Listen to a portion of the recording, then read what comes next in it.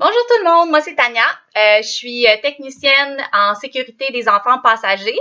Ce que je veux faire aujourd'hui avec vous, c'est vous faire une petite capsule pour vous montrer comment bien attacher votre enfant dans son banc d'auto, les règles de base.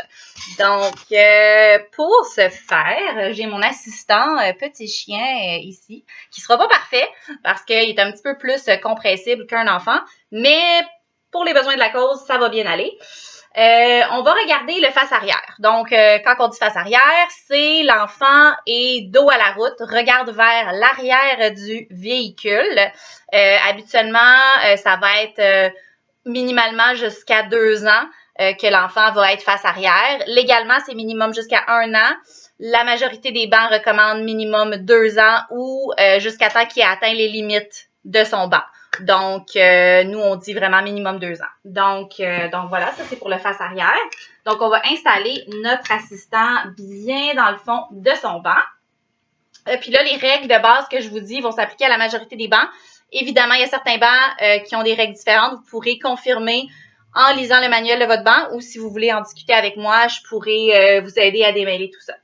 Donc, en face-arrière, la première règle, c'est que il doit y avoir minimum 1 pouce de dégagement entre le haut de la tête et la poignée. Donc, pour certains bancs, ça va être la base de la poignée. Pour d'autres, ça va être le haut de la poignée. Il y a certains bancs qui n'ont pas de poignée non plus. Donc là, ça va être vraiment juste, ça va être le 1 pouce de dégagement par rapport à la coque du banc.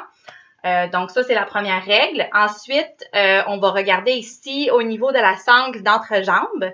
Elle doit être le plus proche possible de l'enfant sans que l'enfant soit assis dessus. Si elle est trop avancée, l'enfant peut s'évacher, ça va créer du lousse et il y a risque d'éjection en cas d'impact. Ensuite, on va juste mettre le harnais sur l'enfant, ça va être plus facile. Puis on va l'attacher parce que je veux vous montrer quelque chose qui est super important au niveau de la hauteur du harnais et des sangles au niveau des épaules. Là, je vais essayer de vous le rapprocher pour voir. Là, c'est sûr que c'est un petit peu sombre, mais en face arrière, les sangles doivent arriver dans le banc, soit égales ou plus basses que les épaules de l'enfant. Donc là, je ne sais pas si vous voyez, là, mais elles sont beaucoup trop hautes. Donc ça, là, ça serait pour un mode face avant. En face arrière, il faut qu'elle soit plus basse. Fait que là, on n'est vraiment pas correct. On va baisser ça comme ça. Donc là, elles arrivent plus ou moins égales ou plus basses. Donc, c'est ça qu'on vise en face arrière. Les sangles doivent être égales ou plus basses. Donc, ça, c'est une autre règle super importante à suivre. Ensuite, autre chose vraiment, vraiment importante à regarder. Il ne faut pas que les sangles soient twistées. Donc, il faut qu'elles soient bien droites. Il ne faut pas qu'elles soient là, toutes entremêlées. Donc, on regarde, on part de la base ici. Elles sont bien droites. Elles ne sont pas toutes pognées là, dans la boucle. Donc, tout est parfait dans notre cas. Ensuite, on va venir serrer. Donc là, évidemment, je ne réussirai pas à serrer là, comme si c'était un vrai enfant parce qu'il est un petit peu trop mou. Donc, on serre, on serre. Au niveau de la chest clip, la hauteur qu'elle doit avoir, c'est la hauteur des aisselles de l'enfant. Fait qu'on peut venir mettre notre pouce à l'aisselle et puis regarder où arrive notre main. Et c'est là que la chest clip doit arriver.